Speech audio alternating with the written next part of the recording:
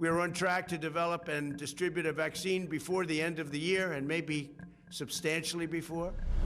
Misconception 1. Things will immediately go back to normal once we get a vaccine. That's going to be the case eventually, but it's not going to happen right away. So how long will it take? Well, Dr. Anthony Fauci says it depends on a few factors. The efficacy of a vaccine, is it 60%, 70%, 90% effective? As important is what is the uptake of the vaccine? Will people willingly get vaccinated? CNN's latest poll from earlier this month shows that 51% of respondents say they would get vaccinated. But that number is way down from May, when 66% said they would. Now, once a vaccine is authorized or approved, it will still take months to distribute it. We project having enough for every American who wants a vaccine by March to April 2021. Even then, former CDC Director Dr. Tom Frieden reminds all of us the public health precautions we've come to practice are still going to be necessary for some time.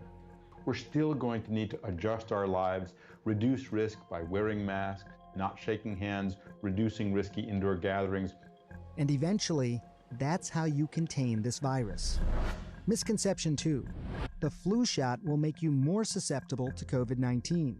We've seen this argument being pushed on social media, even claiming there's a study to back it. But the study that's being referred to was published last year, before the novel coronavirus even existed, and it suggested the flu vaccine might be linked to an increased risk of seasonal coronaviruses, like the ones that cause the common cold.